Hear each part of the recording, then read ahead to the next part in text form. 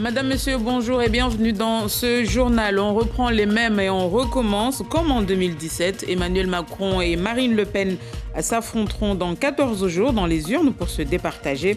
Marine Le Pen vire en tête à Mayotte. À l'inverse, c'est une véritable gifle qui a été assénée au président candidat. Sur 17 communes, 15 ont placé la candidate de l'extrême droite en tête.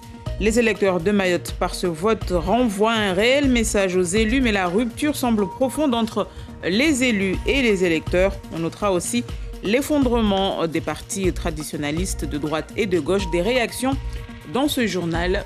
Voilà donc pour le seul titre à la mi-journée. Et l'affiche du second tour de la présidentielle le 24 avril prochain, ça sera Emmanuel Macron contre Marine Le Pen, comme en 2017.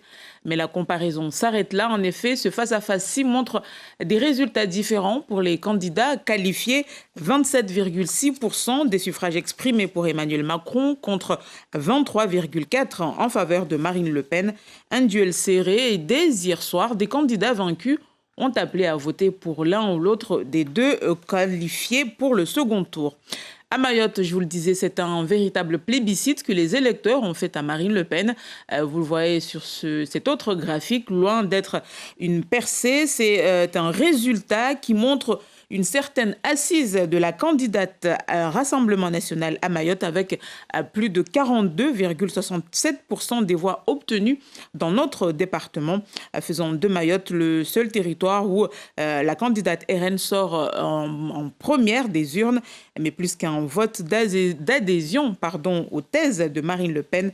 Ce plébiscite reste un message fort, je vous le disais, à l'endroit de nos élus. C'est surtout dans les communes du sud de l'île que Marine Le Pen a creusé l'écart, faisant le plein de voix à Kanikeli et même à Bouéni avec plus de 60% des suffrages exprimés.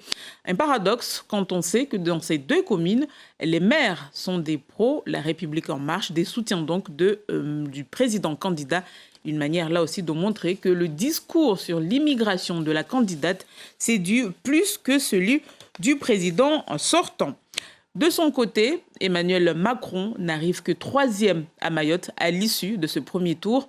Une débandade alors même que c'est le candidat qui a réussi à obtenir le plus de soutien de la majorité de nos élus. Il n'obtient que 16,94% des voix à Mayotte. Il fait moins bien qu'en 2017. Et sur l'ensemble de notre territoire, le président candidat arrive en tête dans une seule commune, celle de Daoudi-l'Abattoir, mais seulement d'une courte tête devant Marine Le Pen. Emmanuel Macron y obtient 31% des voix contre 29,5% à la candidate du Rassemblement national. Je vous propose à présent d'écouter les représentants des candidats qualifiés pour le second tour. Ramlati Ali pour Emmanuel Macron et Daniel Zaïdani pour Marine Le Pen, suivi ensuite de Miki Dadi Abdoulaye Bik pour Jean-Luc Mélenchon qui rate de peu sa participation au second tour. Il ne faut quand même pas nier la réalité est que pour la première fois, au niveau de Paris, les élus de Mayotte ont été entendus. Il est vrai qu'il y a beaucoup de challenges à Mayotte et ce n'est pas avec un seul quinquennat qu'on y arrivera. Même, je dirais même qu'on a même 10 quinquennats devant nous pour y arriver. Mais cela dit, Emmanuel Macron a promis dans son programme que Mayotte ne doit pas être dans le rattrapage, mais Mayotte doit être en avance. Et rien que pour cela, moi j'appelle tous les électeurs de Mayotte à voter au deuxième tour pour Emmanuel Macron. Marine Le Pen, pour la deuxième fois consécutive, arrive au second tour de l'élection présidentielle, alors que le contexte était très particulier, puisqu'elle avait un Éric Zemmour présent, donc elle arrive malgré tout à être au second tour, elle arrive à améliorer son score par rapport à 2017. Et donc, quelque part, je pense que c'est d'abord une grande satisfaction de savoir que dans ce contexte difficile d'élections particulières, avec la guerre à l'Ukraine, avec le Covid, le discours, le programme, le projet de Marine Le Pen a été compris et mieux compris qu'en 2017. Je dois remercier tous ceux qui ont voté pour Jean-Luc Mélenchon et qui ont, je pense, compris le programme parce qu'on est dans l'urgence sociale. Je pense que c'est ça qui est important. Il y avait une proposition d'un autre modèle de société. C'est que je trouve dommage pour tous les Français ensemble et surtout à Mayotte, parce que justement, si certains parlent d'écart, d'éloignement, eh ben, avec Jean-Luc Mélenchon, c'était tout simplement le plein droit. C'est-à-dire qu'on ne fait pas un Français entièrement à part, mais c'est un Français à part entière. Et voilà pour ces différentes réactions recueillies hier à l'issue du premier tour par nos équipes sur le terrain. On va à présent s'arrêter sur un élément important de ce scrutin, le taux d'abstention. Et on voit cela avec vous, Miss Baudine Bakar. Bonjour. Bonjour, Siti. Alors, quelle lecture peut-on faire de ce taux d'abstention ? Alors, hier, on se demandait comment allait évoluer la journée. Eh bien, au final, pas de surprise. Le gagnant reste l'abstention. Près de 60% des électeurs ne se sont pas rendus dans les urnes pour le premier tour de la présidentielle. C'est exactement 59,69% contre 56,3% d'abstention en 2017. Le désamour se confirme, l'écart se creuse entre les élus et la population. On peut se demander qu'est-ce qui manque ou qu'est-ce qui a manqué. Plusieurs facteurs qui s'entremêlent, manque de leadership au niveau local, un sentiment de scrutin inutile et lointain, tout se passe à Paris, on l'a dit hier soir. Et sur le fond, les programmes étaient clairs, mais pas très lisibles pour certaines catégories de la population à Mayotte. Et mine de rien, pour certains observateurs, c'était joué d'avance. Alors, à quoi bon aller voter ? Or, chaque voix compte. Tous ces éléments réunis ont fait que 6 personnes sur 10 ne se sont pas déplacées hier. Mais pour ceux et celles qui se sont exprimés, le choix est clair. Ils se sont érigés en opposition par rapport au niveau national. Ils ne voulaient pas de duel Macron-Le Pen, mais plutôt Le Pen-Mélenchon, une affiche d'extrême, des visions diamétralement opposées. Merci beaucoup, Miss Baudine, pour cet éclairage.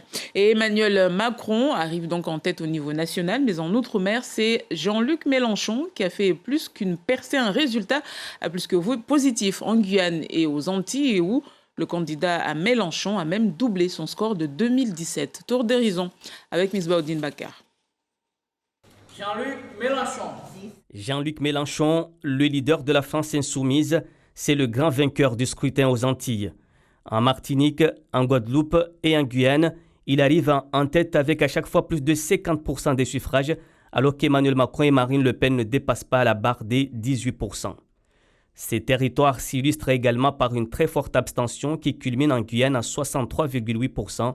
Plus au nord, à Saint-Pierre-et-Miquelon, c'est aussi le candidat des Insoumis qui est en tête avec 40,9% des voix devant Emmanuel Macron à 19,8% et le Rassemblement national à 17%. Dans l'océan Indien, on commence par la Réunion où Jean-Luc Mélenchon arrive en tête avec près de 40% devant Marine Le Pen et Emmanuel Macron. Des résultats arrivés très tard dans la soirée. À Mayotte, c'est Marine Le Pen qui réalise le meilleur score, suivi cette fois-ci de Jean-Luc Mélenchon et le président sortant arrive en 3e position. De l'autre côté de la planète, dans le Pacifique, les résultats sont complètement différents. Ici, c'est Emmanuel Macron qui est largement en tête du scrutin avec plus de 40% des voix. En Polynésie comme en Nouvelle-Calédonie, alors que Marine Le Pen ne dépasse pas la barre des 20%. Et Jean-Luc Mélenchon, celle de 14%. Dans ces territoires, la population aussi a boudé les urnes et moins d'un électeur sur 3 s'est déplacé pour aller voter. Et Emmanuel Macron se prépare donc à un second tour de scrutin beaucoup plus incertain qu'en 2017. Pour lui comme pour Marine Le Pen, le report de voix sera déterminant. Et dès hier soir, les discours débattus étaient débattus et commentés sur les différents plateaux télévisés. Question, quelle réserve de voix disposent les deux candidats? Réponse avec Antoine Delcourt. Il reste fidèle à sa ligne de conduite. Comme en 2017, Jean-Luc Mélenchon ne donne pas de consigne de vote pour le second tour. Malgré tout, celui qui s'est classé 3e insiste sur un point. Il ne faut pas donner une seule voix à Madame Le Pen. Chez les autres candidats de gauche, en revanche, le message est clair. Pour faire barrage à l'extrême droite, il faut voter pour l'actuel président. Je vous appelle avec gravité à voter le 24 avril prochain contre l'extrême droite de Marine Le Pen en vous servant du bulletin de vote Emmanuel Macron. Même consigne à droite chez Valérie Pécresse, malgré ses divergences, dit-elle, avec le chef de l'État. Je demande aux électrices et aux électeurs qui m'ont honoré de leur confiance de peser dans les jours qui viennent avec gravité les conséquences potentiellement désastreuses pour notre pays et pour les générations futures de tout choix différent du mien. Autant de reports de voix possibles pour Emmanuel Macron, mais selon les spécialistes, rien ne sera automatique. Du côté de l'extrême droite, Éric Zemmour appelle à faire bloc avec Marine Le Pen. Je ne me tromperai pas d'adversaire. C'est la raison pour laquelle j'appelle mes électeurs à voter pour Marine Le Pen. Le report des voix, enjeu principal des 2 semaines entre les 2 tours. Et voilà ce que l'on pouvait dire sur ce premier tour de la présidentielle. On aura évidemment l'occasion d'en reparler dans nos différentes émissions d'ici le second tour, le 24 avril prochain.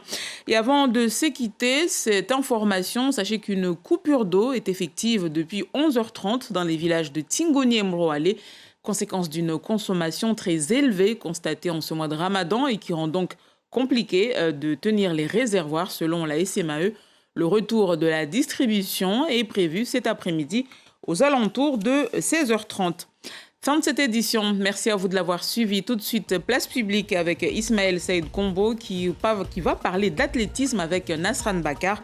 Ce soir, vous allez retrouver Génial Atumani pour vos informations. L'information à suivre aussi sur notre site lapremière.fr. Très bel après-midi à tous sur notre antenne.